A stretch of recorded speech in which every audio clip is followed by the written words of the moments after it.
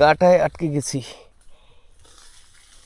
এগুলো হচ্ছে আপনার এক ধরনের পাহাড়ি বড়ই গাছ, মানে সেই গাছটাকে কেটে রাখছে, এখানে শুকিয়ে গেছে। তো এর সাথে পুরো মানে যে কাটা, এই কাটাগুলো মানে আমার গায়ে জড়িয়ে পড়েছিল।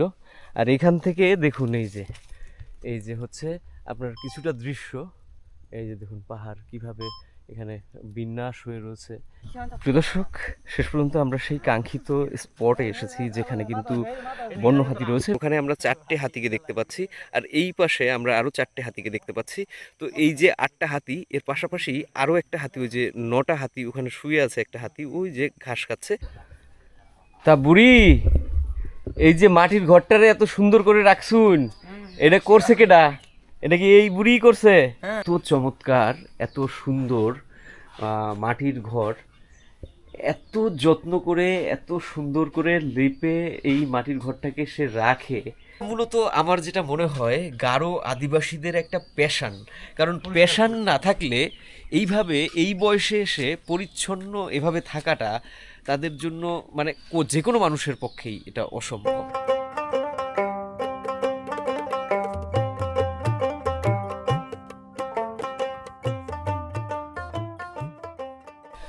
সুপ্রিয় দর্শক, শেরপুর জেলার নালিতাবাড়ি উপজেলার নয়াবিল ইউনিয়নের কাটাবাড়ি উত্তর গারোপাড়া থেকে আপনাদেরকে স্বাগত জানাচ্ছি। আমি যত গারো মহল্লা ঘুরেছি, বিশেষ করে সীমান্ত জনপদের, তার ভেতরে সবচাইতে আমার কাছে হতদরিদ্র বলে মনে হলো এই কাটাবাড়ির উত্তর যে গারো মহল্লাটা রয়েছে, সেই মহল্লার যে গারো আদিবাসীরা রয়েছে তাদের।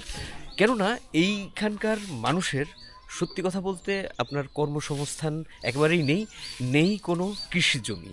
তারা মূলত এখানে আপনার নাকুগাঁও স্থল বন্দরে খুব অল্প সামান্য বেতনে কঠোর পরিশ্রমের মাধ্যম দিয়ে জীবন এবং জীবিকা নির্বাহ করে থাকে। তো দর্শক, আজকের পর্বে আপনাদেরকে ঘুরে ঘুরে আমি এই উত্তর কাটাবাড়ির যে গারোরা রয়েছে তাদের যে জীবনের বৈচিত্র্য এবং তাদের যে সংকটগুলো রয়েছে, তাদের যে সংগ্রামী জীবন রয়েছে, সেটি আপনাদের সামনে তুলে ধরার চেষ্টা করব। চলুন দর্শক, আর কথা না বাড়িয়ে আজকের আমাদের এই পর্বের ভিডিওটা আমরা এখান থেকেই শুরু করছি।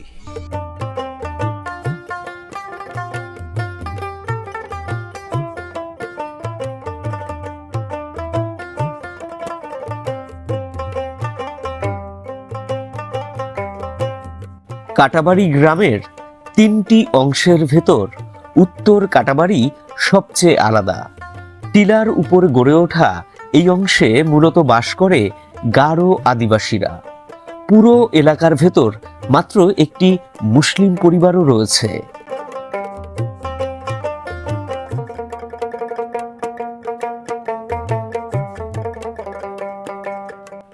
গ্রামের ঠিক পেছনেই উঠে গেছে গারো পাহাড় ও ঘন বনভূমি। প্রকৃতি যেন এখানে খুব কাছের, কিন্তু জীবন ততটা সহজ নয়। প্রিয় দর্শক, এই যে অংশটা দেখছেন টিলার উপরে, এই অংশটাকেই বলে দর্শক টিলার পার কাটাবাড়ি। তোমার নাম কি? পূজা নাকি রোজা, কোনটা? নাম কি আবার আরেকবার কও। পূজা কি? পূজা কি? পূজা মারাক না সাংমা নাকি রেমা, কোনটা? মানকিন। আচ্ছা, মানকিন এনো আছে। আচ্ছা, তোমাদের বাসা কি এটা? ও, এই টিলার উপরে বাঁশের বেড়া দিয়ে সুন্দর করে তারা ঘর তৈরি করেছে। আসুন ঘরের ভেতরটা একটু আপনাদেরকে দেখাই। এই যে এখানকার গারো আদিবাসীদের দর্শক অধিকাংশই মাটির ঘর এবং বাঁশ কাঠের বিভিন্ন রকম বেড়া দিয়ে তারা ঘর বানায়, কিন্তু মাটির ঘর এখানে নেই। কারণ হচ্ছে এখানে মানে আপনার মারাত্মক লেভেলের হাতির উপদ্রব রয়েছে, যার জন্য সম্ভবত এখানকার মাটির ঘরগুলো আর নাই। দিদির হইছেটা কি শুনি একটু। দিদি খালি তিরিং বিরিং করতেছে, আমি বুঝতেছি। চার দোকান আছে এখানে? চার দোকান নাই, চার দোকান চারালি। চাইরালি যে চা খাওয়ান লাগবো? এনু নাই চায়ের দোকান? এনে চার দোকান নাই। এনু বিড়িও পাওয়া যায় না? ওটা তো আমি ভালো করে বুঝতেছি।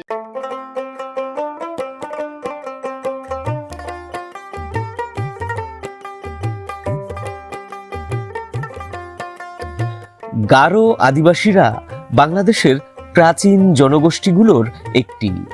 তাদের পূর্বপুরুষেরা প্রায় শত শত বছর পূর্বে এই পাহাড়ি অঞ্চলে বসতি গড়ে তোলে।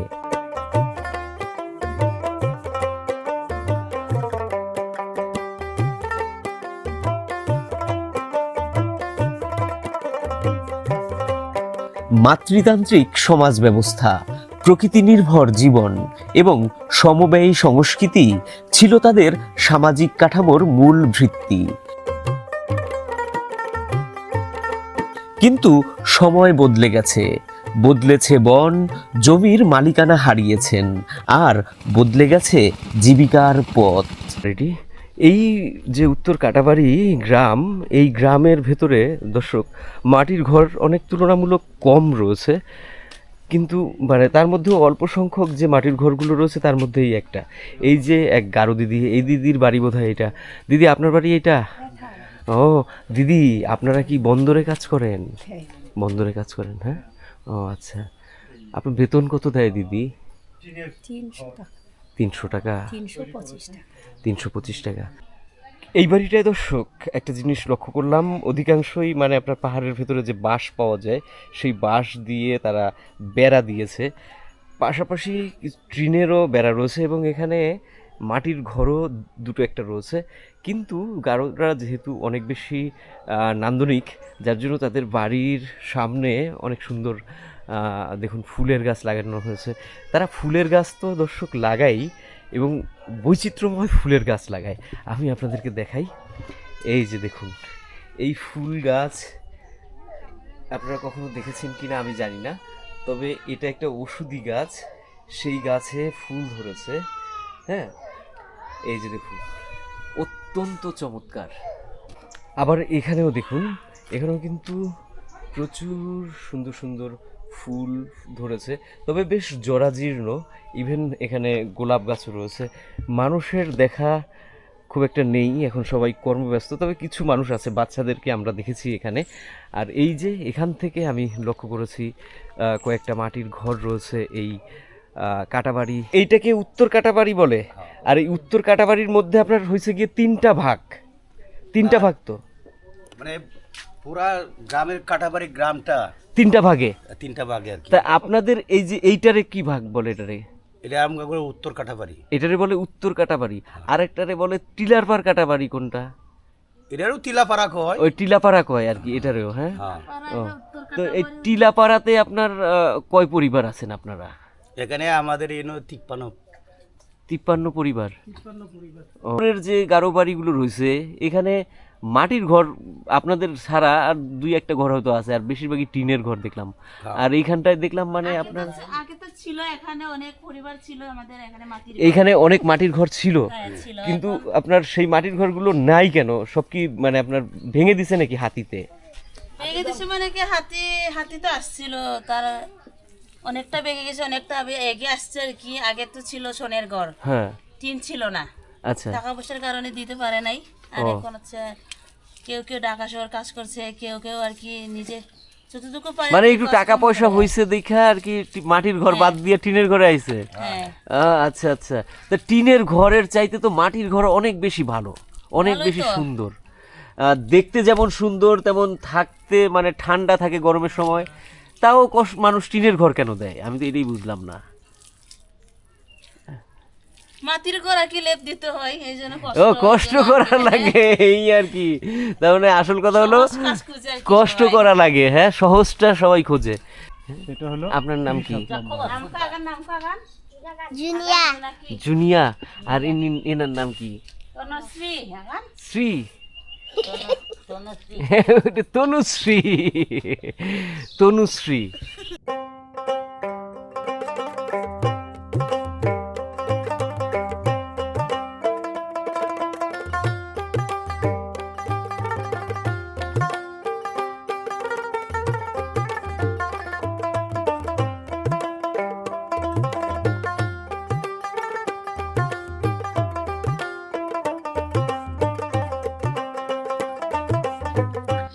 গারো পাহাড়ে যত গ্রাম আছে তার মধ্যে সবচেয়ে দরিদ্র জনপদগুলোর একটি হচ্ছে এই উত্তর কাটাবাড়ি।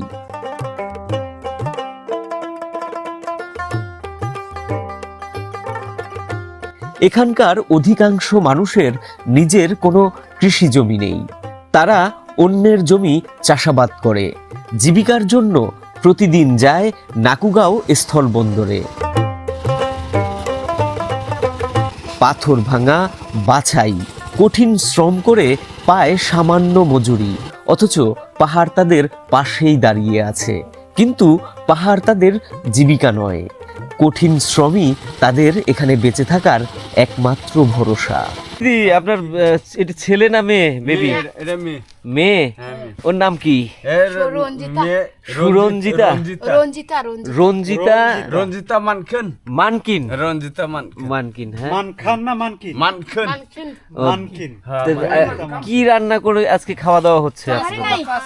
কাঁচকলা কারি রাঁধছি, কাঁচকলা কারি। আবার আনে সিম আছে, আলু আছে, এইটা কাঁচকলা কারি, কলা আছে, আর সিম আলু এটা, আর এটা ভাত। হ্যাঁ, ও এটা তো তাহলে আমাদের মতোই খাওন দাওন দেখা যায়। আর গারো দেশের দিদিরা একই রকম খায়। দিদি তাহলে কোথায় কাজ করেন দিদি? মাতে। বন্ধ বন্ধ বন্ধ। হ্যাঁ, মাতে। এটা কি আপনার পরের জমি না নিজেদের? না, মানুষের মুসলমানদের? মুসলমানদের, হ্যাঁ। মুসলমানদের, হ্যাঁ, মুসলমানদের। ও তা আপনাদের নিজস্ব জমি জমা না, নেই? নিজস্ব জমি আমাদের কিছুই নেই। আপনাদের আগে কি ছিল? না, আগে ছিল। ছিল তো আগে। আগে ছিল। প্রিয় দর্শক, গারো দাদা দিদিরা মূলত প্রতিদিনই চু তৈরি করে। এটা তাদের খুবই একটা পছন্দের খাবার এবং এইটা তাদের ঐতিহ্য। এইটা মূলত বানায় ভাত দিয়ে। দেখুন এই যে, হ্যাঁ, বাদ দিয়ে, হ্যাঁ, ভাত দিয়ে যে চমৎকার সব কিছু বাদ। ভাত, শুধু ভাত। এই যে গ্লাসের মধ্যে ঢালেন দাদা, দেখি। আচ্ছা আচ্ছা, এই দেখুন।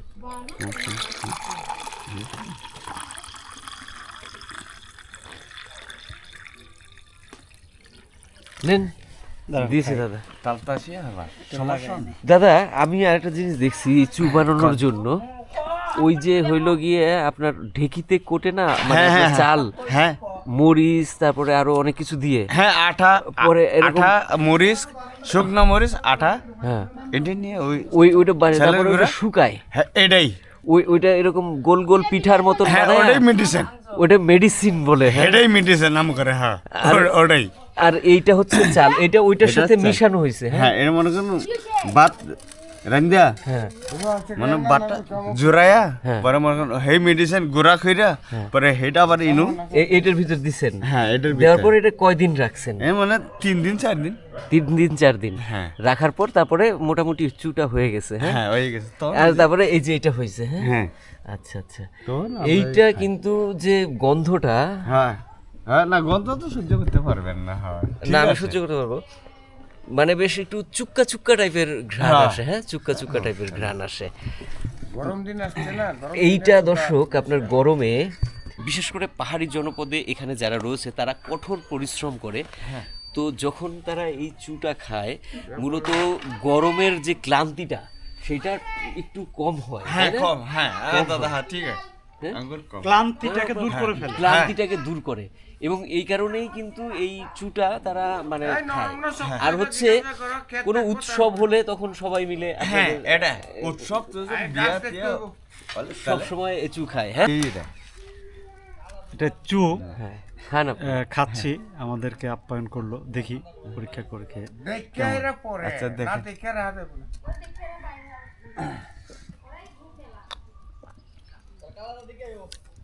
কেমন? একটা টক টক স্বাদ। তো খেতে যে একদম বিষাদ তা কিন্তু না, এটা স্বাদ আছে কিছু। হ্যাঁ, বিষাদ বিয়ারের মতো অনেকটা, বিয়ারের তো, আর এই টক স্বাদ না, তো কাছাকাছি একটা মানে ঘ্রাণটা তো আমি পুরো দেখলাম যে খানিকটা মানে আপনার ওই বিয়ার যেমন তেমন।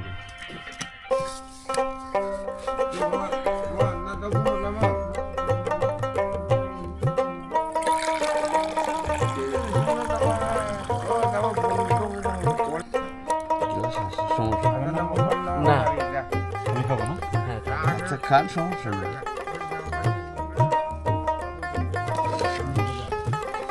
চিয়ার্স করি। চিয়ার্স। আমি খাচ্ছি, সমস্যা নেই। দিদির ছেলে মেয়ে কয়জন? পোলা মাইয়া কয়জন? দুইটা। দুইটাই ছেলে। দুইটাই ছেলে। তাহলে পোলা তো বিয়ে করে গেছে গা। পোলা একটা বিয়ে করছে আর একটা রয়েছে। একটা রইছে। দাদা কই? দাদা আছে? দাদা ওই বন্ধরে। বন্দরে কাম করে নাকুগাঁও। হ্যাঁ। দর্শক, কাটাবাড়ির এই মহল্লাটায় এসে যে কটা গারো বাড়ি দেখলাম তার মধ্যে পরিচ্ছন্ন এই দিদির বাড়ি। এই যে এই দিদির ঘর খুবই সুন্দর, তার যে চারপাশের পরিবেশ সত্যি পরিপাটি। এই দিদি খুব পরিষ্কার পরিচ্ছন্ন।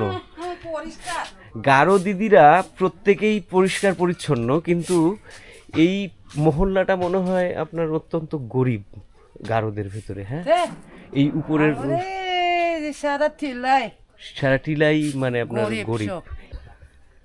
তা বুড়ি, এই যে মাটির ঘরটারে এত সুন্দর করে রাখছুন, এটা করছে কেডা? এটা কি এই বুড়ি করছে? এই বুড়ি তো দেখা যায় বিরাট শিল্পী। হ্যাঁ, কি সুন্দর করে মাটির ঘরটাকে প্রিয় দর্শক সে বানিয়েছে। মানে তার ছেলেমেয়েরা এখানে থাকে না, ঢাকায় থাকে, বুড়া বুড়ি থাকে, দুজনে এখানে সংসার করে। মানে এখন তারা বুড়া বুড়ি, তাদের সংসার, আর কেউ নাই তাদের। অথচ প্রিয় দর্শক, তার যে বাড়িটা মানে এত চমৎকার, এত সুন্দর, মাটির ঘর, এত যত্ন করে, এত সুন্দর করে লেপে এই মাটির ঘরটাকে সে রাখে এই বয়সে। মানে তার যে বয়স, এতটা পরিশ্রম সে কোন প্রেশেন্স থেকে করে এটা আমি বুঝি না। মূলত আমার যেটা মনে হয়, গারো আদিবাসীদের একটা প্যাশান, কারণ প্যাশান না থাকলে এইভাবে এই বয়সে এসে পরিচ্ছন্ন এভাবে থাকাটা তাদের জন্য মানে যে কোনো মানুষের পক্ষেই এটা অসম্ভব। এখন রান্না করবে, চাল ধুইতেছে। দিদি, এনো ক্ষেত খোলা আছে আপনাদের? জমি জিরাত নাই নাই? কেতলা 4-5 কাদা লাগাই খাই। এই চাল কি কেনা লাগে না আছে? এটা খেতেই আসিল। ক্ষেতের আছিল? মানুষের ক্ষেতটা কইরা খাই 4-5 কাদা কইরা। মাইসের ক্ষেতে লাগান। ওটি কি মুসলমানদের? মুসলমানদের। এইনু গারোদের জমি নাই? কারণ আগে বেচে খাই শেষ। বেচে খাইয়া শেষ করে আসছে। হ্যাঁ, অন্য মানুষেরটা অন্য এখন বেচে খাইয়া এখন অন্য মানুষেরটা আবাদ করে খাওয়ান লাগে ভাগিতে। হ্যাঁ, আচ্ছা। 71 সালে যখন মুক্তিযুদ্ধ হয়, সংগ্রামের সময় কি ইন্ডিয়ায় গেছিলেন কেন নাকি, না বাংলাদেশ এনুই আছিলেন? ইন্ডিয়া গেছিলাম। ইন্ডিয়া গেছিলেন? মনে আছে সেই সময়ের কথা? মনে তো আছে। মনে আছে? কতগুলো মনে আছে, কতগুলো মনে আর আছে। তো ইন্ডিয়ায় যাইয়া আবার আইলেন কেন? দেশ স্বাধীন হইলে পরে লামাই দিছে। কারা নামাই দিছে? ইন্ডিয়ানরা তো খেদাই দিছে না। ইন্ডিয়ায় তো গারোরা অনেক বেশি, আরো অনেক ভালো আছে। তো জায়গা জমি তো এত থাকবার চাই না। ও এইনো যে জায়গা জমি ছিল, এই জায়গা জমির মায়ায়, বাড়ি ঘরের মায়ায় পরে আইসা পড়ছেন। হ্যাঁ, ও আচ্ছা। তো এই 71-এর আগেও তো মানে আপনার 64 সালে দাঙ্গা হয়েছে, সেই সময়ের কথা মনে আছে আপনার? না, নাই? আছে আছে। পলাই পলাই আছে। ওই সময় আমরা ছোট ছোট। এই সময় তো এইখানে মুসলমানরা আসে, তার আগে তো এনো মুসলমান ছিল না। আগে তো মুসলমান ছিল না। 64 সালে 64 সনে এনো মুসলমান আহে। এইখানে এই মুসলমানরা আইয়া আস্তে আস্তে গারোগোর জমি অল্প পয়সায় কিনা সব দখল কইরা এখন হ্যাগরি হয়ে গেছে সব। গারোদের কিছু নাই, তাই তো? তারা যেমন মানে আপনার জমি কিনছে আপনাদের কাছ থেকে, অল্প পয়সায় তো কিনছে, বেশি দামে তো কিনে নাই। এখন যে দাম তারা তখন তো আর দাম আসিল না, তারা এমনি দখলও কইরা নিছে ওই সময় অনেকে, তাই না? তো এখন মূলত মানে আপনাদের জমি হেগোর কাছে বেচা, হেগোর জমি ভাগা নিয়ে এখন আপনার কইরা খাওন লাগে। তাহলে কি দিন ছিল আর এখন কি দিন আইছে। হ্যাঁ, অথচ এক সময় প্রিয় দর্শক, 64 সালের আগে এই জনপদে কোনো মুসলমানই ছিল না।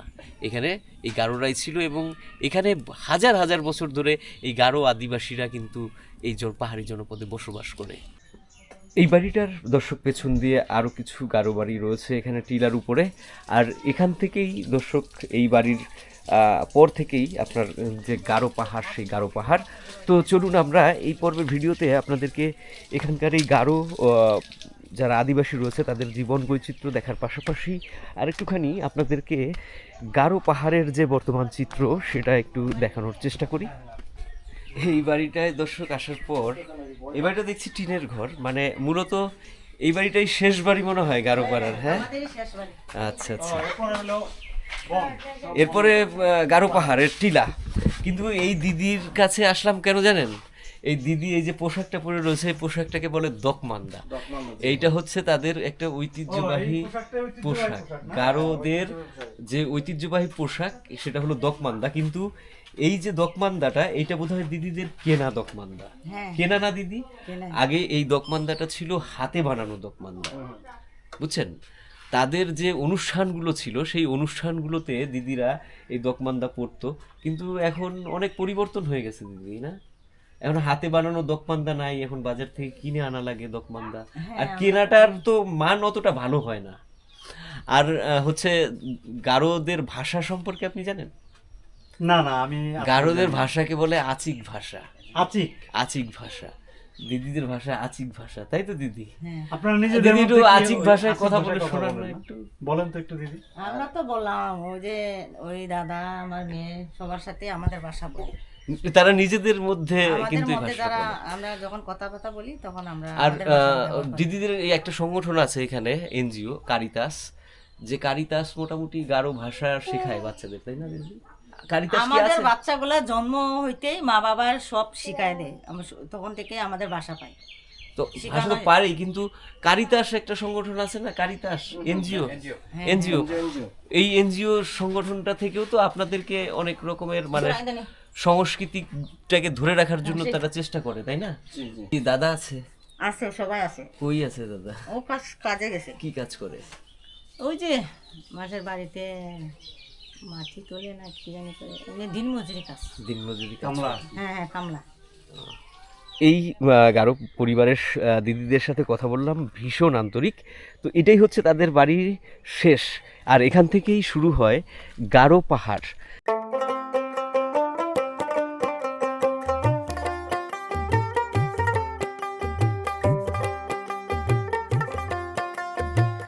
এই গ্রামের পেছনের বনভূমিতে প্রায় প্রতিদিনই নেমে আসে বন্য হাতির পাল।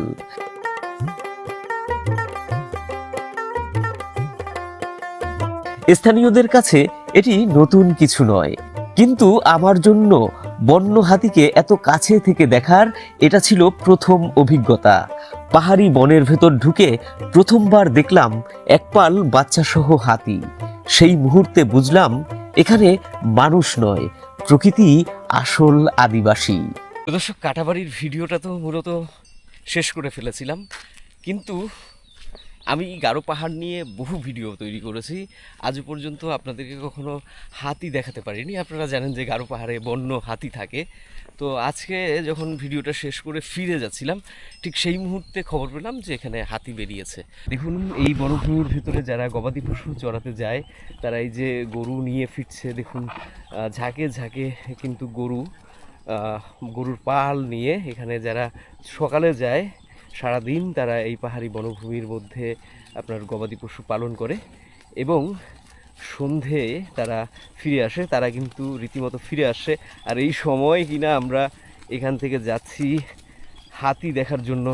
ভাইয়া, আরও কত দূর হাতি? আরও হাফ কিলো? ওইখান থেকেও বললো হাফ কিলো, আপনারাও বলেন হাফ কিলো। আরও কতদিন যাওয়া লাগবে এটা আমি জানি না, আল্লাহই জানে। চাচা, আরও কতখানি যাওয়া লাগবো? আরো মেলা হানি যাওয়া লাগবো? ও প্রিয় দর্শক, শেষ পর্যন্ত আমরা সেই কাঙ্ক্ষিত স্পটে এসেছি যেখানে কিন্তু বন্য হাতি রয়েছে এবং আমরা এখান থেকে কিন্তু লক্ষ্য করছি বন্য হাতি রয়েছে এখানে। ওই যে বন্য হাতি, এবং খুব কাছাকাছিও মানুষ রয়েছে দেখা যায়। এত কাছাকাছি মানুষ গেছে, যদি দৌড়ানি দেয় তাহলে কি অবস্থা হবে কে জানে। ওই যে ওখানে কিন্তু প্রচুর মানুষ রয়েছে, কিন্তু তারা এইখানে বন্য হাতি দেখার জন্য সবসময় আসে এবং তারা কিন্তু এই বিষয়গুলোতে খুবই অভ্যস্ত এবং এখানে স্থানীয় সাংবাদিকরাও রয়েছে। আর এই পাশে যেমন হাতি রয়েছে, ঠিক এ পাশেও কিন্তু প্রচুর পরিমাণে বন্য হাতি রয়েছে এবং অনেকেই সেগুলোকে ভিডিও করছে, ধারণ করছে। তো আমি যেহেতু এরকম একটা দৃশ্য দেখার মানে একদম কি বলবো মানে আমার জীবনের মানে শুভ লগ্ন বলা যেতে পারে। ওই যে হাতি আসছে, বেরিয়ে আসছে, দেখুন দর্শক, একসাথে কিন্তু অনেক হাতি এই মুহূর্তে আমরা দেখতে পাচ্ছি যে এই বনভূমির ভেতরে নেমে এসে। আমি এখন এখানে সামনে দেখতে পাচ্ছি 3টে হাতি রয়েছে একদম স্পষ্ট, তার পাশে আরেকটা, এবং ওই সাইডে দেখা যাচ্ছে 8টা, মানে সর্বমোট 8টা হাতি আমরা এখানে এখন বর্তমানে দেখতে পাচ্ছি। প্রিয় দর্শক, হাতি দেখুন কিভাবে ধীরে ধীরে এই দিকেই নেমে আসছে, এই ওপেন এই যে বিরান ভূমিটা রয়েছে সেখানে। এই যে দেখুন বাচ্চা রয়েছে হাতির, এবং মানে এখন বোঝা যাচ্ছে যে অ্যাকচুয়াল আমি যে 10টা হাতি দেখেছি ব্যাপারটা শুধু তা নয়, হাতি এখানে অনেক, এবং এখানে অনেক হাতি বাচ্চা সহ রয়েছে। এবং আস্তে আস্তে হাতিগুলো দর্শক এই দিক থেকে নেমে ওরা ওই দিকে সম্ভবত যে ভূখণ্ডগুলো রয়েছে সেই ভূখণ্ডে পানি পান করার জন্য যাবে। এই যে দেখুন এই দিক থেকে নামছে, ওখানে ওই কোনায় একটা মানে বিএসএফ বিজিবি ক্যাম্প রয়েছে, সেই ক্যাম্পের কাছেই মূলত এই হাতিগুলোর আজকের অবস্থান ছিল। তো দর্শক, উত্তর কাটাবাড়ির পর্বটি আজকের মতো এ পর্যন্তই। প্রত্যাশা করি আপনাদের ভালো লেগে থাকবে। যদি ভালো লাগে তাহলে অবশ্যই একটা লাইক করে দিবেন, আর লাইক করার পাশাপাশি কমেন্টস করে জানাবেন যে আপনাদের আমাদের এই ভিডিওটি কেমন লাগলো।